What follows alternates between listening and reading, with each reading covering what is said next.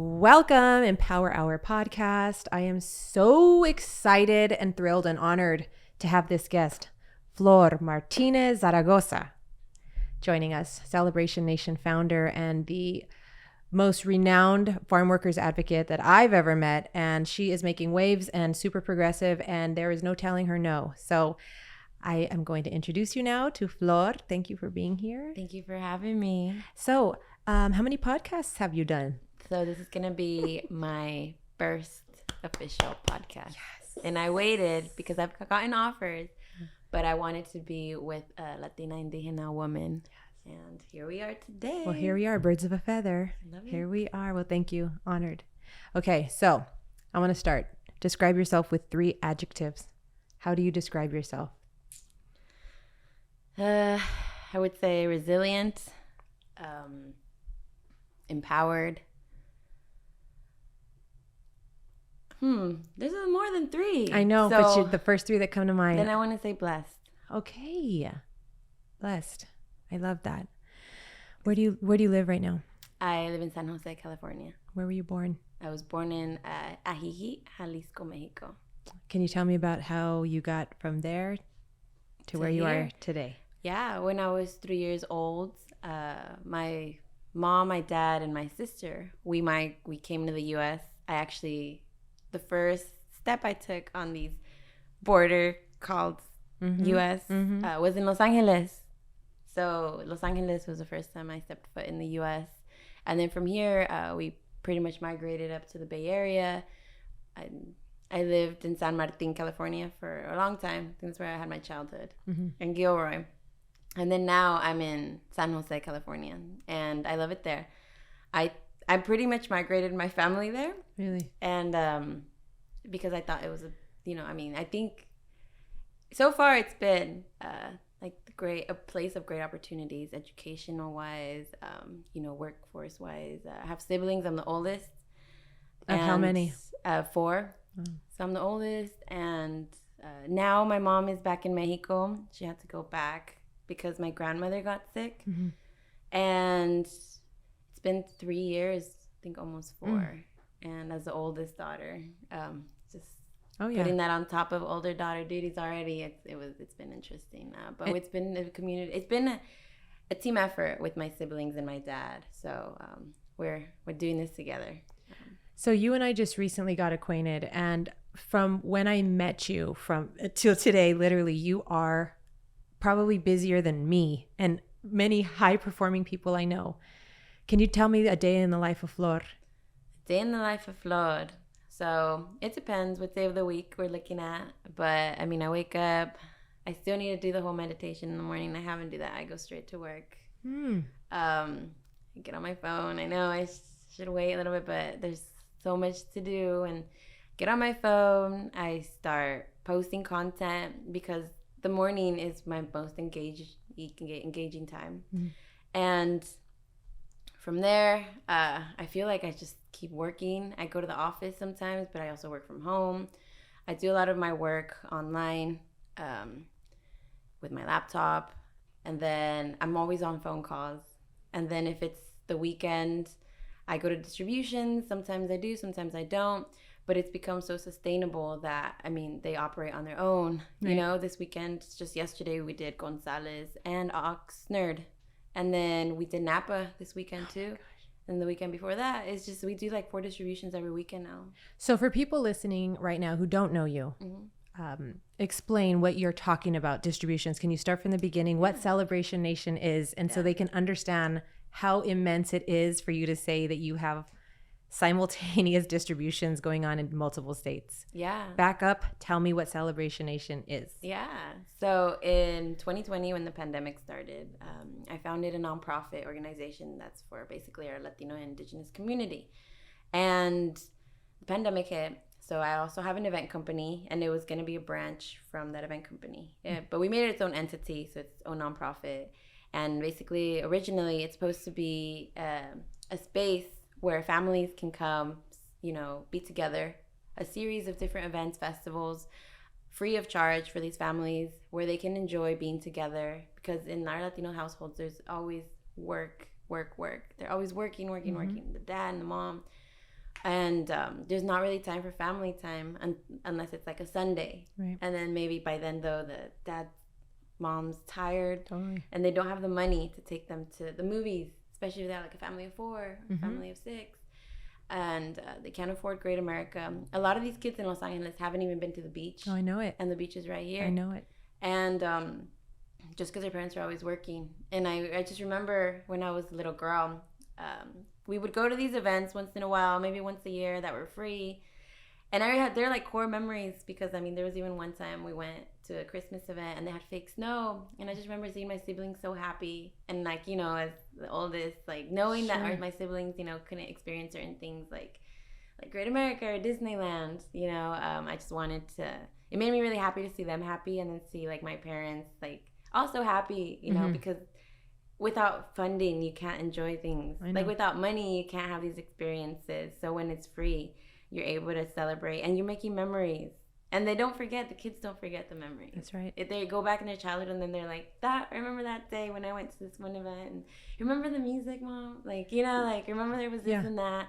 A lot of our communities don't have that. So initially your events company was to create free events. This is before COVID. This was before COVID. So you created this company, which was not a 501c3? Yeah, no, I have an event company that we've been doing for for profit. 6 years. For-profit event company. And then when the pandemic hit, I had already put in the paperwork. So our nonprofit shows, it's March of 2020, March 3rd of 2020. Oh and the pandemic hit like March 6th. Yeah.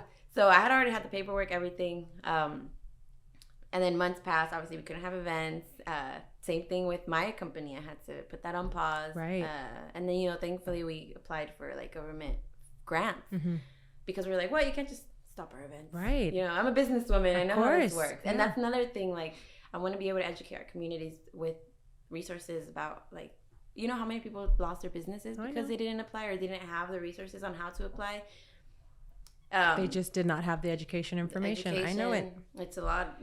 It was a lot of paperwork, a lot of demanding paperwork. Like, well, do you have this? Do you have that? And we had everything. I mean, we were making like $250,000 every year. So we had that to show. And with that, they were able to kind of like match it and be like, well, here's money. So I was able to become a volunteer. But before we got that grant, I had to start working for Facebook and Instagram. So I started working on Facebook and Instagram. How did you get that job? My sister referred me because she works at wait, full disclosure. Oh, wow. I'll just say my sister referred me. Sure. And so I worked there for a little bit. I do not like 9-to-5s at all. That's why I became an entrepreneur. Me too. But I was like, the pandemic hit. I gotta do something and just to get out of the house. Or I couldn't even get out of the house. It was virtual. So I was like, I don't even get all the cool free meals they have in their offices. All the setups and all you were at home. All the gym stuff they have and everything, all the cool stuff. I was like at home. I was like, what the heck? Like working in the office, like, it's not me. So then it's so crazy because so then in August of 2020, when there was this fire smoke in the air, I remember seeing reporters just telling everybody to stay inside, that the smoke was hazardous and everything. And I remember, well, what about the farm workers? What about the farm workers? Why isn't anybody paying attention to them? They're human beings too. They're out there working and they're getting paid under minimum wage. They don't get health benefits. Most of them can't even access health care. Right. They're working through a pandemic. They're not getting hazard pay. I went off on my social media. I was telling people, go pick their own fruits and vegetables. That's it. I was telling vegans, you can't say it's cruelty free. I was going off. And those posts were going viral. Wow. I was showing the images of like the fire behind the fields with the farm workers right in there working while there's a fire and while there's smoke in the air. I mean, and all they had was their little bandana. They weren't even giving farm workers. They were not giving the protective gear. Pandemic masks, let alone the smoke masks. And I was just like, what is going on? Yeah. Like, you guys don't see the people that bring your fruits and vegetables to the table. They're here and they're living, and then they have feelings, they have families. They need us. Right. And then so overnight, I went from like 20,000 followers to over 100,000 followers. And then people were wondering, okay, well, how can we help? Right? You're posting all this stuff. What can we do?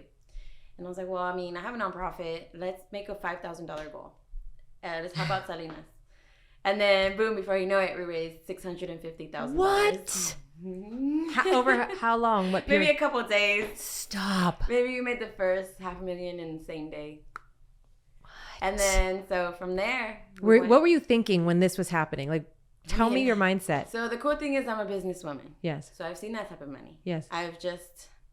I was like, oh, wow. Like, I'm onto something. I was like, the community cares. Sure. I was like, I was glad that the community responded like that, because obviously I could have also got backlash. Like, why are you telling us to go pick up fruits and vegetables? Why are you coming after the vegans? Oh, gosh. Like, controversy. But I didn't care. I was cussing. I was doing everything. The best. I mean, I do too. Smarter people cuss, by the way. Studies have proven. We got to be able to express ourselves. 100%. And enthusiasm. Passion. 100%. And so when that happened, the controversy did come. People were like, she has no idea what she's doing with that money. She's never had a nonprofit. She's too young. Look at her. Look at her. Look at her. Exactly. Doing something else. Right? Exactly. Pena. Yes, I know. I'm like, and I don't need to fit in your little box. I was like, I don't need to look like a typical organizer or a typical community leader. I was like, yeah, I'm a bad beep. And what? We don't beep on the podcast, by the way. So you go ahead, cuss away, because I cuss like a sailor. I do. Yeah. It's fine. No beeping here. I feel like it makes people take me serious. Yeah. And then also like, yeah, I'm going to go there. Of course you are. Like, yeah, it freaks people out. I kind of like it. Bit, right? Like, you're not, like, you have, like... Yeah. But, so from there, like I mentioned, the controversy came. Sure. With the good support came the haters. And so I had to also deal with all this instant fame, I would call it. And like, okay, I have to run a nonprofit, right? This is it. I started the nonprofit. I did the paperwork to start it, and now it's time to run it. And you funding's going into it. And you started Celebration Nation specifically for the farm workers initially, or it's for the Latino indigenous community? Just generally. Generally, that was the idea. Because there's only like 2%. And then COVID helped you focus it more to the farm workers. Yeah. COVID, I said, well, farm workers are our community. Mm-hmm. So are street vendors. So are blue collar workers. That's it. We're all the same. Right? Yeah. But when we talk about uplifting our communities, we need to start at the people at the bottom. That's it. And these people are working in dirt. They're working in dirt. They're getting mistreated. They're being exploited. They've exploited indigenous people. Right. Like, you're talking about hours, like, backbreaking work without that access to healthcare. And I don't think most people realize or know the process for picking fruit or vegetables. It is hard. Arduous, laborious work. Every single day. Hard. Sometimes not 9 to 5 either. Sometimes much longer than that. And not only that, they're the ones going on the front lines of climate change. That's right. And it's beating them up. Like this week with the rain. So right now there's like a state of emergency for farm workers. And no one's going to call it a state of emergency because the government is not paying attention. And I know this because, that's $650,000 I told you about? So half of it went to the masks and half of it went to school supplies. Because the farm workers said, hey, like, we're thinking about our kids. It's distance learning. It all came out once. And then so they were like, we just, our kids, they're the kids that borrow a pencil and a pen from the teacher. And then they're the ones that live in a room with their family and they maybe have a corner to themselves. And good luck having internet. Oh, that's another story. Or laptops. And I know they were passing them out, but come on. Yeah, no, they weren't. That was another story, too. That was another story, like that digital divide, because the internet also in these farm working areas. Of course, I know. You're like, wait, I can't even get a hold of like the people I need to get a hold of to do business, to do these distributions. Yep. And that made me realize too that there's this digital divide bigger than we think. Oh yeah. And we're in California. We should be having accessible internet across the board. Right. But we don't. We don't. I'm also a big advocate for broadband for all, which is just accessible internet. Absolutely. I mean, we're in a digital world now, and our communities are still being left behind. Yep. Like now with the whole blockchain Web3 coming out, that's why we build the metaverse. Right. Which is something we can talk about too. I know, I love that. I want to talk about that. Yeah. But back to the farm workers and how it started. Yeah. So yeah, I was dealing with the hate and everything, but then, I was also having all that support. And so I started just organizing. We need people hands-on. We need volunteers. Yeah, there's money, but it needs labor. It needs time from people willing to move these pieces. Right. In COVID. During COVID. So that same week, we started, organizing, mobilizing. And before you know it, boom, boom, boom, distributions were happening left and right across the state in an emergency effort. And then all of that came from my organizing skills from being an event planner. That's right. It was the same concept. Same concept. Same concept. People management, everything was the same. Right. And so that was those skill sets for years that I had. I would call myself a professional event planner. Absolutely, now. yeah. I put that skill set into this work. How and interesting. That's why, I mean, everything was just like back to it. And you would never have ever probably thought that skill set would ever serve its purpose to do this. Like, right? That's the beauty of like the universe and how things work, right? And you know, yeah. And another thing I do is I like to mention how, okay, I have a whole company. I mean, we're starting to pick that back up eventually. You know, we're still really busy with the nonprofit now. But a lot of people would have seen it like, wow, that was a door that closed because the pandemic hit. Like, wow, I worked so many years for this business. Oh, yeah. Just for something like pandemic to come and like take that away. A lot of people, you know, would have been really down, right? And I know a lot of people were. A lot of people lost their businesses. But in this case, like it opened the door because I had the skill set already. And I could have chosen to be like, okay, well,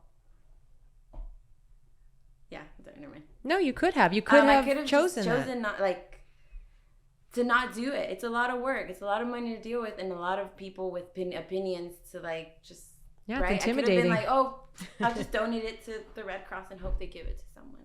And I was like, no, I want to deal with this. I want to take care of this because I want to make sure this money goes to our communities because I'm tired of our communities being scammed and lied to. I know. I'm tired of them being just scared and not having the confidence to speak up for themselves. Or the advocates out there. Undocumented. And I said, nah, I'm gonna do this, and I'll take what it comes with. I feel like I can take on this, and I saw it as a door opening. And I just let people know, like, you never know, right? One door might close, but another will open. So just have faith and just keep going. Yeah. And so yeah, so with that, we spent most of the funding on those emergency products and services and distributions. But we did have maybe a few thousand left, and we were like, well, let's make this a sustainable nonprofit. Let's invest in accounting. Let's invest in a legal team. Let's invest in this, and this, and this that will allow us to continue helping, not just right now, not in just this pandemic, but after the fact. That will continue empowering, uplifting, educating our community. And then that's, 3 years later, here we are today. 3 years later.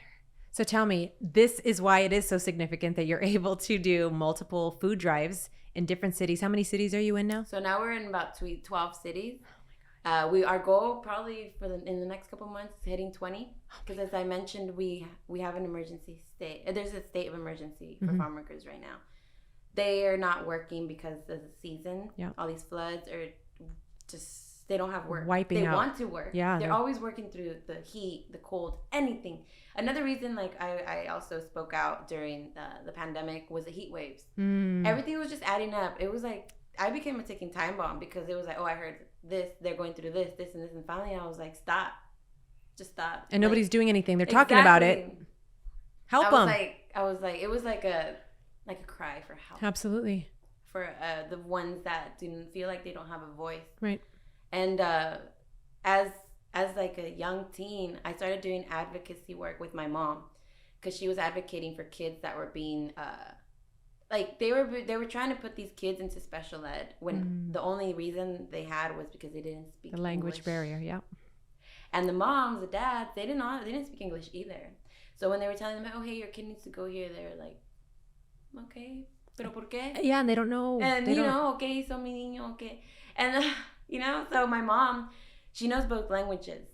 And so she was able to see that, these women that didn't have a voice in English needed someone to speak up for them. Right. So she started speaking up for them. And she was like, hey, Flor, can you help me tell their testimonies? So we would go to these big old district meetings with all these like officials and everything. Like media was there and everything. And I was like 12 years old. I was like this. Wow. Moving the mic down. Literally. Wow. And then there I was telling the testimony of these women that just needed their voice heard. And I was telling their stories. And I would get down and, like. So the advocacy was planted. I mean, clearly it's in your blood if it's in your mom's blood. But then you had the experience and the exposure at 12, probably not even really knowing to be intimidated by it because, you're 12. But some adults would not be able to do that. It's intimidating. It's scary. It's a lot of pressure. And so you did that. Plus you developed this events enterprise, and you're learning all the tools of that trade. Pandemic happens. You do not become a victim and say, woe is me, my company shut down, there is no festivals, no gatherings, but like that disseminated the events industry along with the many others. But you pivoted and you saw opportunity. And that, you know, we both know plenty of people who either just shut down and it just defined them. The COVID closures or whatever happened during COVID was so negative and it just defined them. But then there's other people who pivoted and who saw opportunity and doors opened. It's like, wow, that one slammed shut on her face. But look what just opened. Yeah. And went for it. Yeah. And, you know, sometimes it works out, sometimes it doesn't. But if that doesn't work out, another door opens. Yeah. And it's never the end. It's never defining. Of something new. That's exactly right. So, okay, explain to me, what does a typical food drive day look like for you in any one of these cities? If we just stopped in any random city, what does it look like? And who attends? What happens? Yeah. So I also want to mention, before we go to that topic, so we won the Women's Voices, they won charter schools. So instead of putting them in special ed, they got their own schools where they had smaller classrooms and they had more attention to these students. And then my brother actually just graduated from he did the whole charter school. Isn't that amazing? From elementary to high school. So instead of saying something's wrong with these kids, they can't learn, it was really just a language barrier. Yeah, it was like, no, there's an issue here, but let's fix it. Don't just put them in the back of the classroom. Don't put them in another classroom where they just label. Not the case. Yeah, no. And I mean, my mom wasn't able to go because she's in Mexico to my brother's graduation, so that was very emotional too. Sure, of course. But it just showed that, you know, when you plant a seed, you'll still see it grow. And you'll still see the fruits of your labor, no matter how many years, right? Jeez. And so that also inspired me, because I saw that when women or people work together and advocate for change, that sí se puede. I saw it with my own eyes at a very young age. So that's also what like led me to be an organizer, like a community organizer when it comes to protests and rallies, because I just saw that we can do it.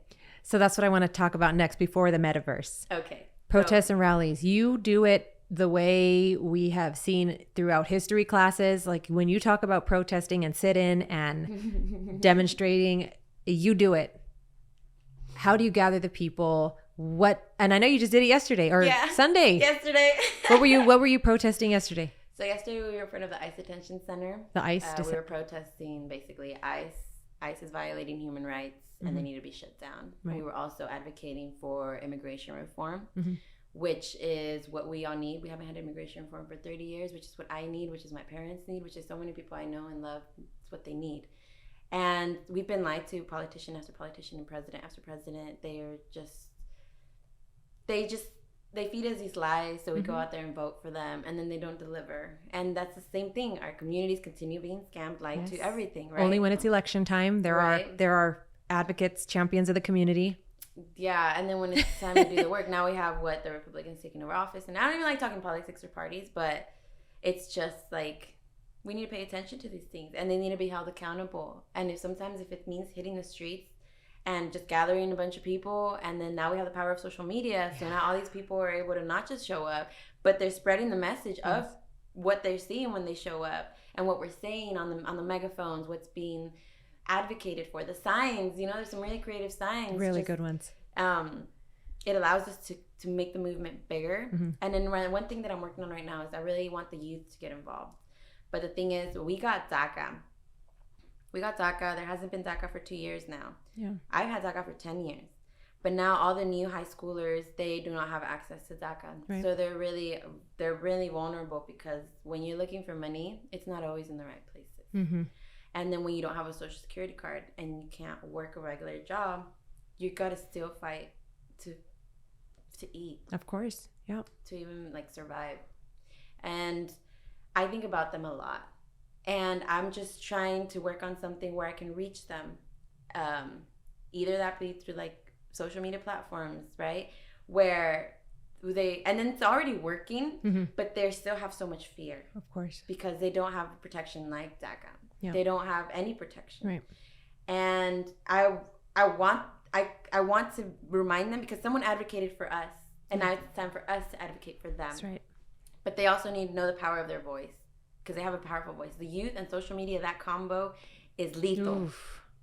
But they're afraid, and fear takes so much. Fear. What do you have to say about fear? I want to hear from you. Fear? Mm-hmm. Well, it's interesting you say it because fear for me is defined differently than fear for those kids without DACA. Mm-hmm. I'm fearless. I don't have fear. Mm-hmm. Fear is a figment of my imagination. Mm-hmm. I make up the fear. Mm-hmm. I give it power, and it either controls me or belittles me, or it's never outside. It's not even real. It's not someone else trying to. No. But for those kids, it is very much real because legally that can make or break or change their status. And so I don't have that fear that they have. So it's not the same. Mm-hmm. And a lot of the people listening to this, I think there's going to be a healthy division between people that understand, like me, truly you have no fear because there's no boogeyman coming to get you. Mm-hmm. It's you. Mm-hmm. Versus the kids without DACA, the populations that are exposed, vulnerable, have no protection whatsoever legally. That fear is real because that's the fear of being separated from your family, not having access, not being able to be educated, not being able to provide for your family, not being gainfully employed, all of that stuff. That's a real fear. So I see it for two different populations. Yeah. It's different. It's like another world, but we're the same people. Exactly. But for the laws, but for the policies, that is the only thing that makes it different. And these are people who I know, highly intelligent, motivated, hard workers, that want to contribute to our society and can make our society, our communities, our economy so much stronger if we just give them some basic human right protection. Just give them the goddamn protection they need to function and watch what happens to our economy. Mm-hmm. So now I'm getting mad. Mm-hmm. What would you tell, because voting in our Latino communities for the people who can vote is not very strong. Statistically, it's not. And for the reasons we mentioned, the politicians promise us everything. They come around when it's election time. They come to all our mariachi events and all that stuff. And they're there wearing the sombrero. Yeah, the guayabera or whatever. And then we never hear from them again and nothing changes for the policies. What do you, in your position, tell the voting youth and the voting population, maybe youth? I'm young. I'm 42. What do you tell people? What do you tell us, this population? People are listening. People are sympathetic and they want to help. And not everyone has money to help. Fine. Not everyone can go volunteer their time. How can they help? Why does voting matter in this particular situation? So voting matters because, for example, I don't have the right to vote. Mm-hmm. A lot of people like me, they did not give DACA recipients the right to vote. Right. And did not give our parents the right to vote. They're not giving this youth the right to vote. Mm-hmm. So our voices are not being heard from the undocumented community. And there's millions of us. But we have our allies. We have people that can vote, that need to know that there is power in voting because there's power in numbers. Yes. And we need to get out there and let them know that they have power. Mm-hmm. And that they're not just voting for us. No, they're not just voting for themselves. They're voting for a whole group of millions of people that do not have the right to vote, that cannot vote for themselves, that cannot have their voices heard on what they want, on the policies they want, on the representation they want. And vote for people that represent your communities. Mm-hmm. Don't vote for people that are just full of shit. Yeah, no, it's true.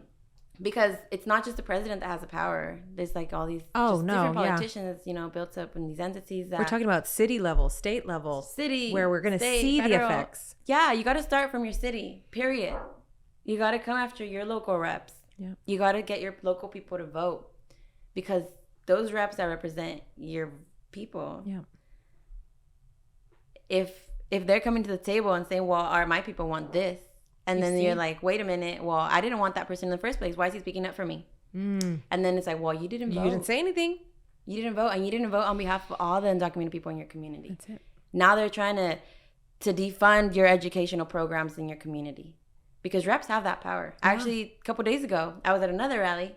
I was in front of Kevin McCarthy's office. He represents Bakersfield, but he's also Speaker of the House. Mm-hmm. And he is trying to defund our educational programs and also not just that, he's trying to make it inaccessible for undocumented people to pretty much have Medicare, Social Security. I'd like to get him on the show and ask him why he's trying to do that. There's a Maybe nice you and I attention can center. interview him. So there's a nice attention center. Yeah, there's a nice attention center in his watch that he can easily be like, get out. And the detention center went on strike. They went for like over 20 days of not eating food, hunger strike. He did not even acknowledge it. He did not condemn the violent actions of ICE, on the inhumane practices of ICE, and all that's under his watch. He's supposed to say something. Right. So it just, all those are points that show you what his agenda looks like. Right. And then we need to show up. For example, when I showed up to that rally, there was a lot of elder folk, not enough youth. Yeah. I think because they don't know that there's power in the local office. Right. And then they take that to state, and then that goes to federal. Mm-hmm. They don't teach us this in school, I feel like. No, the system is not broken. The system is designed to not teach us that, to keep us uneducated, to keep us not aware of the information, because, you know, education is power. Education is power. And they don't want populations educated. Of course not, because then we're powerful. Yeah. Especially our population, we're the majority in this country. Yeah. Wait till our people find out they're indigenous, native people of this nation. But that's why voices like ours, and especially yours, constantly out there advocating on any platform, on any media you can. It's educating where the education was kept from our communities for so long. We're going to educate you. We're going to show you. We know you're taken advantage of. Our families, our communities are taken advantage of. Not anymore. It's our responsibility. If you have a voice, if you have any little platform, use it. It's not all, you know, roses all the time for everyone. And people like to turn a blind eye to it because it's uncomfortable. But I think that's bullshit. And I think we owe a responsibility to humankind, right? And so humanity. Absolutely. And maybe not doing it at your level, because a lot of people don't have maybe the opportunity to do it how you do. But like you said, from the community level, they don't realize how powerful their vote. Just show up and vote. That's it. If you can't show up to a rally, if you don't have time to sign a petition, just take some time to once a year or once every 4 years. It's not even every year. To, you know, like vote, like go out there, you know, just take an hour out of your day. Okay, let's switch gears. Yeah. Metaverse. Oh, metaverse. The metaverse. Oh, so speaking of education. Oh my gosh, yes. So our nonprofit built a metaverse. So it's virtual reality. I mean, who builds a metaverse? Blockchain. Hey, I just like to be ahead of time. My partner, he's really into Web3, like crypto, everything. Oh, and so Jordan Hayes, he actually brought me into that space. Mm-hmm. And I realized the potential. And I realized there wasn't, first of all, enough women in that space. Oh, in any space. Let's talk about that. Right? But this is a new space, right? It's already here. Mm-hmm. But there's already like a dominant, again, white man force pretty much like taking over it. Everywhere. And then forget about Latino representation, Indígena representation. So I was like, wait a minute. So you're telling me there's this whole new world that's coming.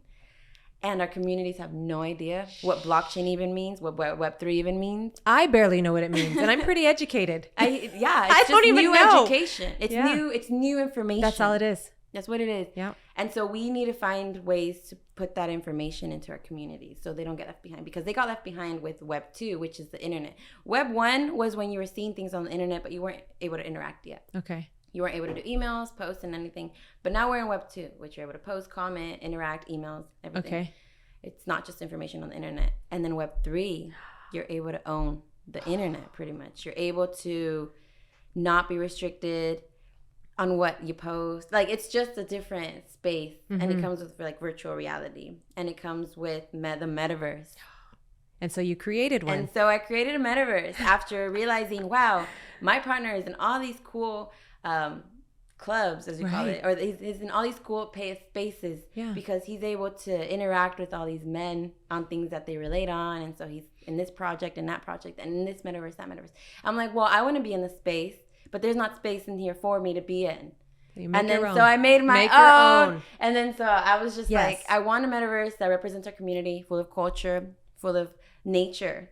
And we put pyramids in there. We put pueblos in there. A lake that is from like Chapala Lake, which is the lake next to where I was born. And it's basically a representation of Mexico for us that can't go back. Yeah. And so it's accessible from all over the world as long as there's internet. That's why I'm also a big advocate for broadband for all and that digital divide, because that's the first thing making sure there's internet for them to connect. To get them the education. Exactly. That's it. Because then now we have a university in this metaverse and we have a museum in this metaverse. And a concert stage. Because guess how I bought this metaverse? What? That government grant for my event company. Thank you, U.S. government. Good job. Educating our populations and our communities, whether you like it or not. Yeah, because I put a stage in there. That's it. And those are some. And I said, first of all, I don't want this to happen to my company again. I need virtual space so I can have events at any time, anywhere, and people can access anywhere. Boom, that's how I did it. And no laws are going to stop them from participating in this Exactly. world. Then borders are going to get in the way of these communities. God. And so I was like, and it was all back to money, because money is a resource. And I had that resource. And I said I wanted to go back into my communities. Yeah, I could have gave myself my big old salary. I could have just paid. That's a government grant for my for-profit event. I could have just been like, that's me. Yeah, you could have taken it. Do this and that. But I was like, but no. you have a calling. You have a vision. And I could have even invested it like in crypto and everything, because all that was hot during the time. Like, and I was like, that was the time I had to choose. Am I going to invest it in this crypto? So we're running out of time, but I want to ask, now that we're talking about money, I want to get your thoughts on our culture, our community, and the relationship with money and the lack of financial education and literacy. Also, the system is designed to make sure we are not educated in finance.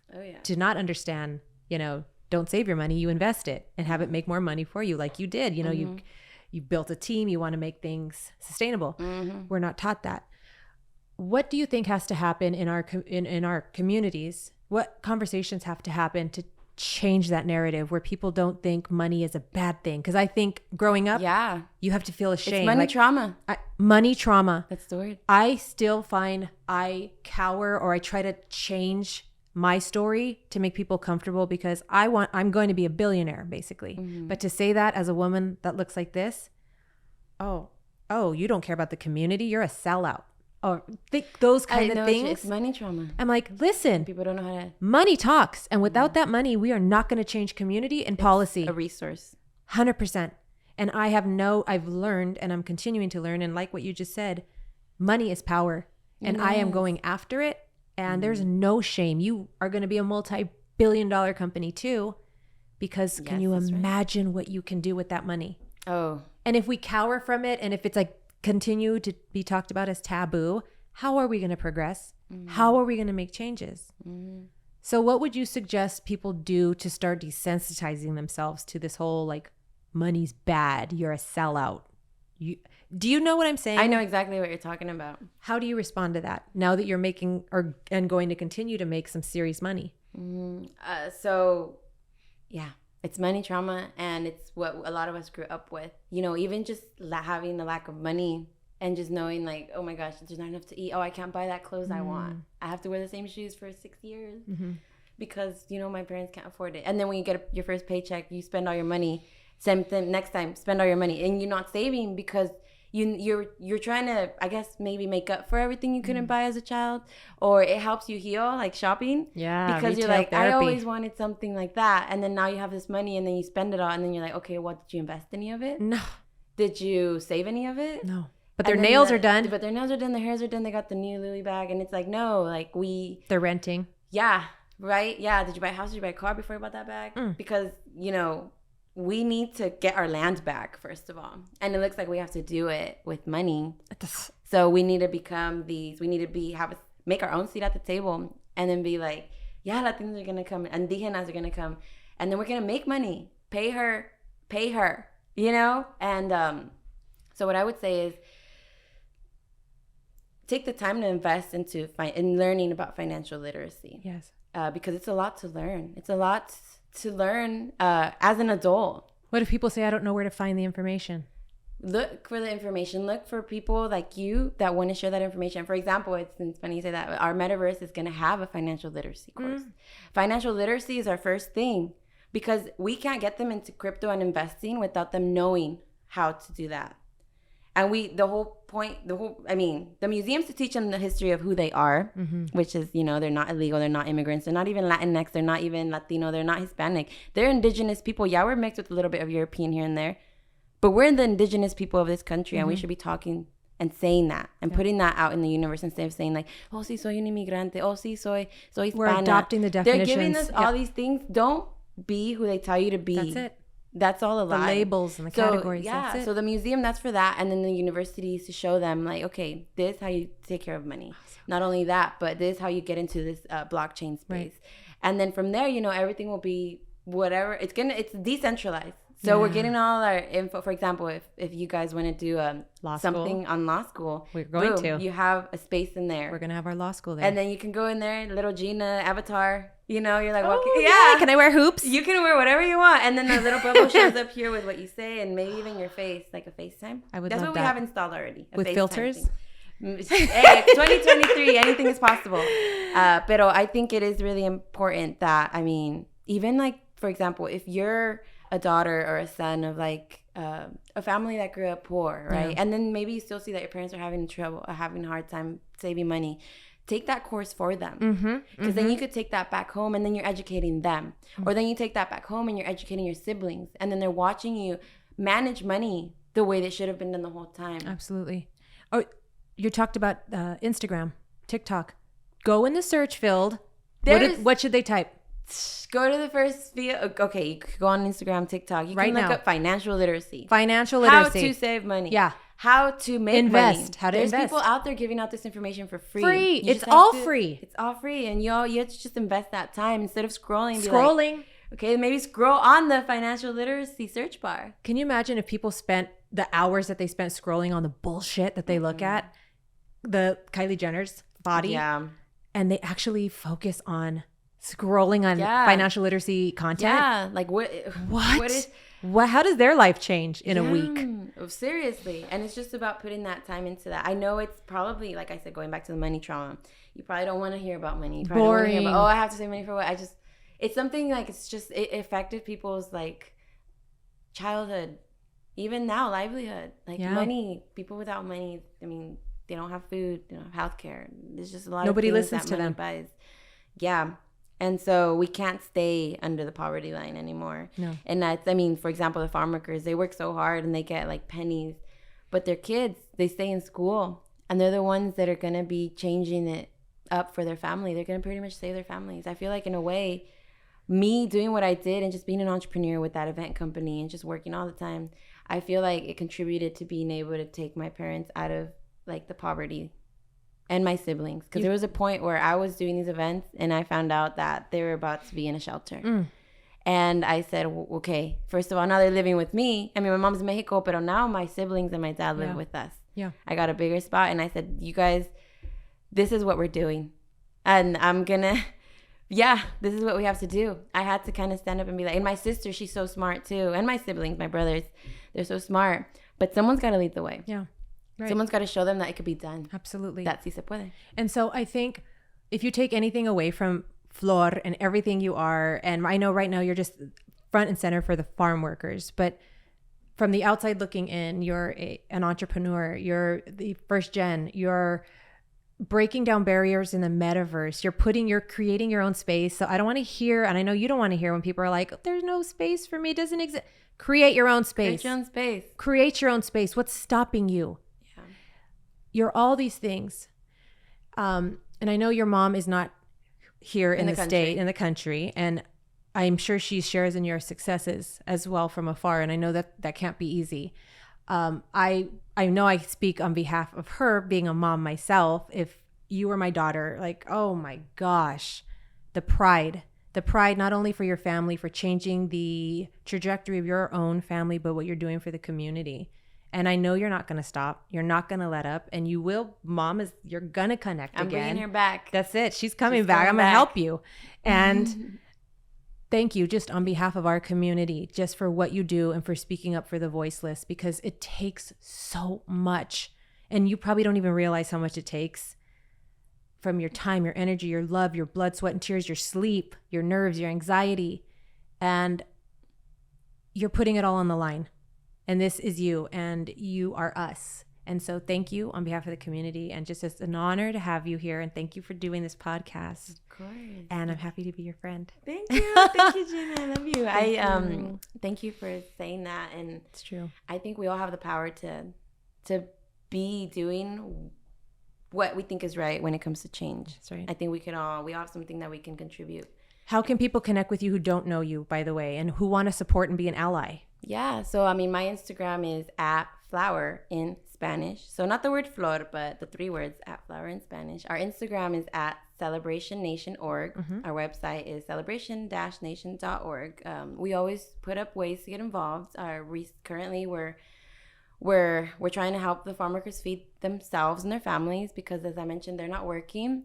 And so there's a lot of food insecurity happening now more than ever. Not only that, they don't have enough for rent. So a lot of these families are on the edge of being unhoused. And these are our farm workers that make sure we have food all the time, that make sure that our families are fed. And there's a state right now where they're depending on our distributions. This weekend, I was in Oxnard. I had to show up because our leader there was like, you need to see this. You need to come. Please come this weekend. We're going to put all the farm workers out of their cars, and I need you to ask them what they're going through. Ask them how many haven't worked. Ask them how many are depending on our food banks. Ask them what else they need, please, because our leaders, they're farm workers themselves. So they're in contact with the community at all times. So they're hearing their stories, and I hear their stories too. But our leaders, our volunteer leaders, they're on the ground. Yeah. They're running this show. Our volunteers, period, run this show. Our donors run this show. Right. It's a community effort. We can't do it without all these pieces together. Of course. And so I showed up and I asked them all, hey, so I asked the questions, and man, when they said that they depend on our food banks, I said, raise your hand if you depend on these food banks. And they all raised their hands. And that was hard to watch. Of course. That was hard for our volunteers to watch. Of course, because you're doing what you can. Because we think we're just showing up, helping, we do this every week. They're depending on you. And then now when they tell you, hey, we would be starving, we would go hungry, our kids would not have food if you guys don't show up. Please keep coming. It hits hard. So I encourage everyone to go to your page and absolutely contribute, because your nails are not chipped right now. Look at your nails. You have a manicure. The coffee you're drinking, the meal you're going to eat, the groceries you're buying. Oh yeah, those farm workers picked that for you. Please go contribute. The cup of coffee is all we're asking, but you should do a lot more because you can, and you'll feel better about it. And this is the only way this is going to work, and it will continue to work. Absolutely. And become a recurring monthly supporter if you can. Become a monthly donor at whatever amount you can. $6 a month feeds a family. $6 a month feeds a family. Done. You tip your server more. You tip your server more. What about the people that put the food there? Okay. That's it. We're done. I'm mad now. Flips table. Bam! All right. Thank you. Thank you, guys.